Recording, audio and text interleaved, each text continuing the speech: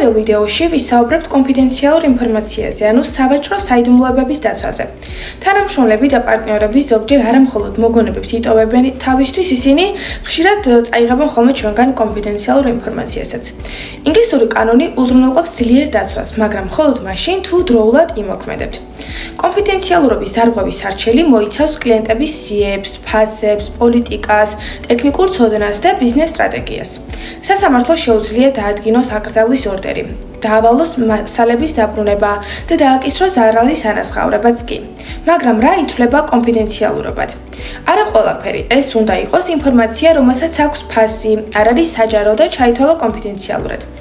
კარგი დაცვა დამოკიდებულია მტკიცებულებებზე. ეს იყოს შეიძლება კონფიდენციალურობის შეთანხმებები და შიდა კონტროლი და მათ გარეშე განხორციელება რთულდება. არ დაელოდოთ, სანამ გაჟონვა თქვენთვის ბიზნეს ზარალს გამოიწვევს. დაიცავით ინფორმაცია თავიდანვე და იმოქმედეთ, რაც შეიძლება სწრაფად. თუ ვინმე წაიღო ან არასწორად გამოიყენა თქვენი ბიზნეს ინფორმაცია, აუცილებლად დაგვეკავშირდით Lowlex Solicitor-ში. ჩვენ შევაფასებთ დაიცავს თუ არა თქვენი ინფორმაცია კანონის ფარგლებში ამ ყველაფერს და სწრაფი ნაბიჯებით შევაჩერებთ სიანს, რომელიც შეიძლება სამომავლოდ თქვენს ბიზნესს მიადგეს.